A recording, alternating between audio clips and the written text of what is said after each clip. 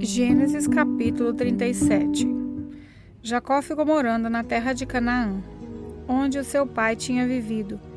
Essa é a história da família de Jacó.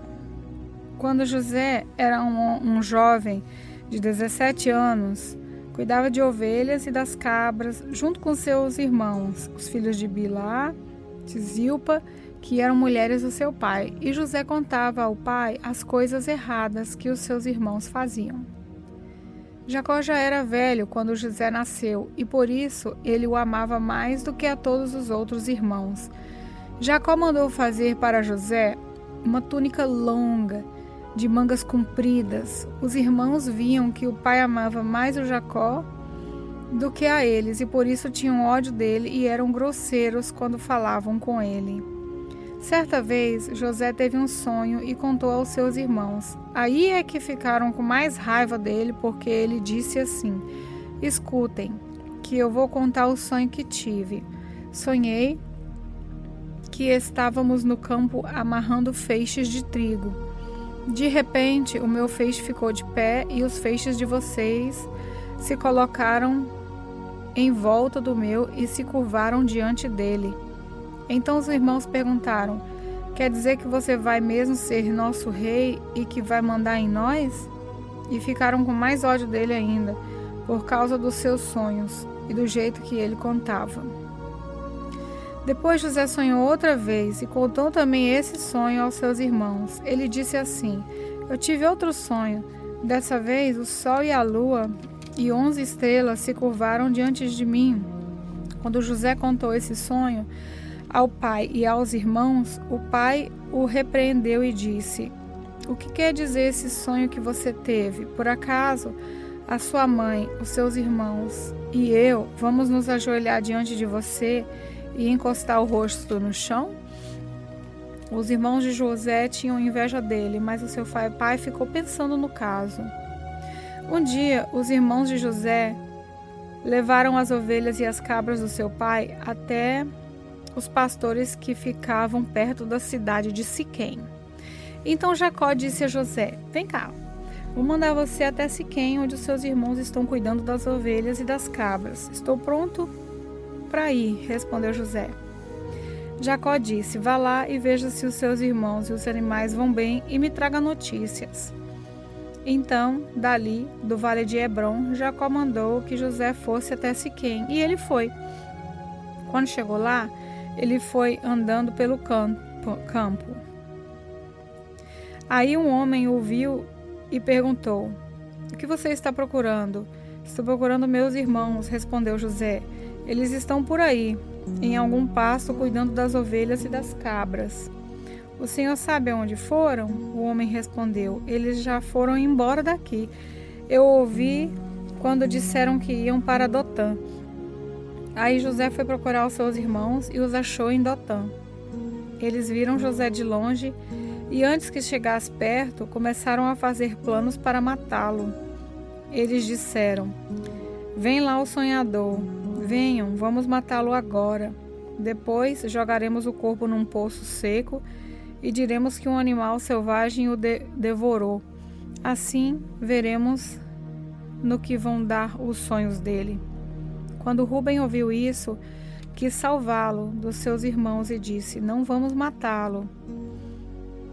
Não derramem sangue. Vocês podem jogá-lo nesse poço aqui no deserto, mas não o machuquem. Rúben disse isso porque planejava salvá-lo dos irmãos e mandá-lo de volta ao pai. Quando José chegou ao lugar onde os seus irmãos estavam, eles arrancaram dele a túnica longa de mangas compridas que ele estava vestindo. Depois o pegaram e o jogaram no poço, que estava vazio e seco, e sentaram-se para comer. De repente viram que ia passando uma caravana de israelitas que vinha de Gileade e ia para o Egito. Os seus camelos estavam carregados de perfumes e de especiarias. Aí Judá disse aos irmãos: que vamos ganhar se matarmos o nosso irmão e depois escondermos a sua morte? Em vez de o matarmos, vamos vendê-los a esses ismaelitas. Afinal de contas, ele é nosso irmão e do nosso sangue. Os irmãos concordaram. Quando alguns negociantes midianitas passaram por ali, os irmãos de José o tiraram do poço e o venderam aos ismaelitas por 20 barras de prata. E os ismaelitas levaram José para o Egito. Quando Rúben voltou ao poço e viu que José não estava lá dentro, rasgou as suas roupas em sinal de tristeza. Ele voltou para o lugar onde os seus irmãos estavam e disse: "O rapaz não está mais lá. E agora? O que eu vou fazer?" Então os irmãos mataram um cabrito e com o sangue mancharam a túnica de José. Depois levaram a túnica ao pai e disseram: "Achamos isso. Será que é a túnica do seu filho?" Jacó respondeu e disse: "Sim, é a túnica do meu filho. Certamente algum animal selvagem o despedaçou e devorou." Então, em sinal de tristeza, Jacó rasgou as roupas e vestiu roupa de luto. E durante muito tempo ficou de luto pelo seu filho. Todos os seus filhos e filhas tentaram consolá-lo, mas ele não quis ser consolado e disse: "Vou ficar de luto por meu filho até que vá me encontrar com ele no mundo dos mortos." E continuou de luto por seu filho José. Enquanto isso, os midianitas venderam José a Potifar, oficial e capitão da guarda do rei do Egito. Gênesis capítulo 38. Por esse tempo, Judá se separou dos seus irmãos e foi morar na casa de um homem chamado Ira, que era da cidade de Abulã. Ali, Judá ficou conhecendo a filha de um cananeu chamado Suá. Judá casou com ela e ela lhe deu um filho, a quem ele chamou de Ela ficou grávida outra vez e teve outro filho, a quem ele deu o nome de Onã. Depois ela teve mais um filho, em quem ela pôs o nome de Selá. Judá estava em Quezibe quando esse menino nasceu. Judá casou o seu filho mais velho, com uma mulher chamada Tamar. O Senhor Deus não gostava da vida perversa que levava, por isso o matou.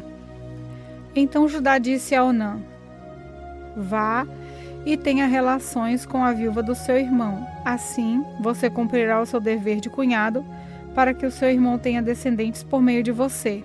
Ora, Onã sabia que o filho que nascesse não seria considerado como seu. Por isso, cada vez que tinha relações com a viúva do seu irmão, ele deixava que o esperma caísse no chão, para que o seu irmão não tivesse descendentes por meio dele. O Senhor ficou desgostoso com o que Onã estava fazendo e o matou também. Então Judá disse a Tamar, a sua nora: "Volte para a casa do seu pai e continue viúva até que o meu filho Selá fique adulto." Ele disse isso porque tinha medo que Selá fosse morto, como havia acontecido com os seus irmãos. Assim Tamar foi morar na casa do pai dela. Passando algum tempo, a mulher de Judá morreu. Quando acabou o luto, Judá foi até Timate, onde estavam cortando a lã das suas ovelhas. E o seu amigo Ira, de Abulão, foi com ele. Alguém contou a Tamar que o seu sogro ia a Timate, a fim de cortar a lã das suas ovelhas. Então, ela trocou de roupa, deixando de lado as suas roupas de viúva, cobriu o rosto com um véu e se disfarçou. Em seguida, foi e se sentou perto da entrada da cidade de Enaim, que fica no caminho para Timate.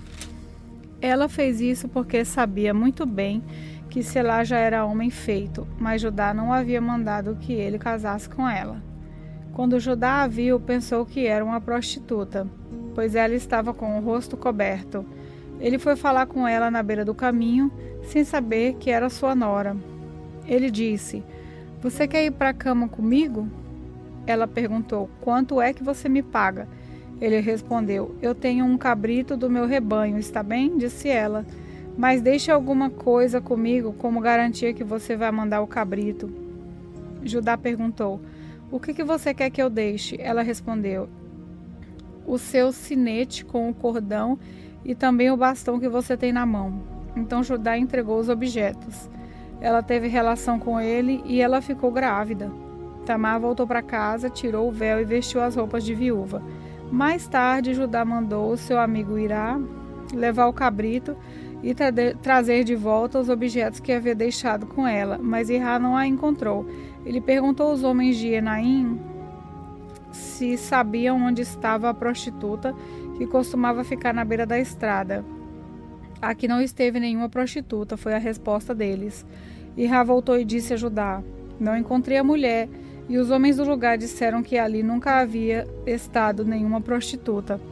Então Judá disse: Pois ela que fica com as minhas coisas, assim ninguém vai zombar de nós.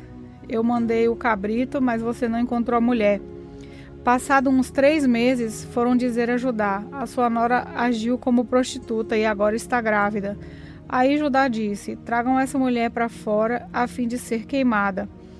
Quando a estavam tirando da sua casa, ela mandou dizer ao seu sogro: Quem me engravidou foi o dono dessas coisas. Examine e veja de quem são o sinete com o cordão e o bastão. Judá reconheceu as coisas e disse: Ela tem mais razão do que eu, pois prometi casá-la com o meu filho Selá, mas não cumpri a promessa, e nunca mais teve relações com ela.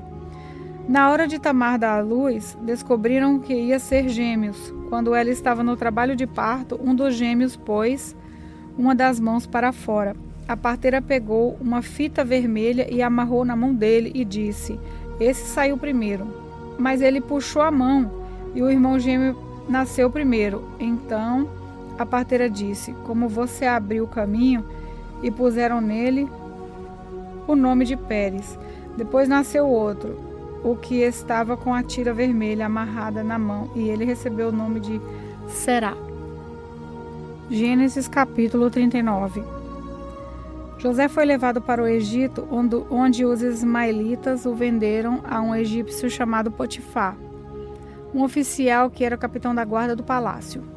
O Senhor Deus estava com José. Ele morava na casa do seu dono e ia muito bem em tudo. O dono de José viu que o Senhor estava com ele e o abençoava em tudo o que ele fazia. Assim, José ganhou a simpatia do seu dono, que o pôs como seu ajudante particular. Potifar deu a José a responsabilidade de cuidar da sua casa e tomar conta de tudo o que era seu. Dali em diante, por causa de José, o Senhor abençoou o lar do egípcio e também tudo o que ele tinha em casa e no campo. Potifar entregou nas mãos de José tudo o que tinha e não se preocupava com nada, a não ser com a comida que comia. José era um belo tipo de homem e simpático. Algum tempo depois, a mulher do seu dono começou a cobiçar José. Um dia ela disse: Venha, vamos para a cama.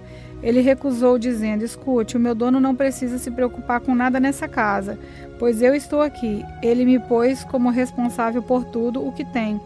Nessa casa eu mando tanto quanto ele. Aqui eu posso ter o que quiser, menos a senhora, pois é mulher dele. Sendo assim, como poderia eu fazer uma coisa tão imoral e pecar contra Deus? Todos os dias ela insistia que ele fosse para a cama com ela, mas José não concordava e também evitava estar perto dela. Mas um dia, como de costume, ele entrou na casa para fazer o seu trabalho e nenhum empregado estava ali. Então ela o agarrou pela capa e disse: Venha, vamos para a cama. Mas ele escapou e correu para fora, deixando a capa nas mãos dela. Quando notou que, ao fugir, ele havia deixado a capa nas suas mãos, a mulher chamou os empregados da casa e disse: Vejam só, esse hebreu que o meu marido trouxe para casa está nos insultando. Ele entrou no meu quarto e quis ter relações comigo.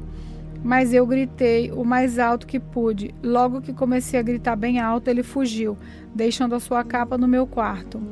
Ela guardou a capa até que o dono de José voltou.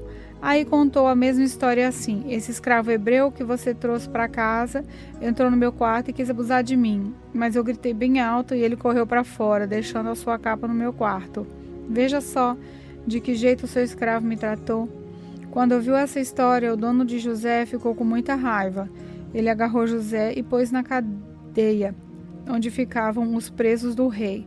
E José ficou ali, mas o Senhor estava com ele e o abençoou, de modo que ele conquistou a simpatia do carcereiro. Este pôs José como encarregado de todos os outros presos, e era ele quem mandava em tudo o que fazia na cadeia.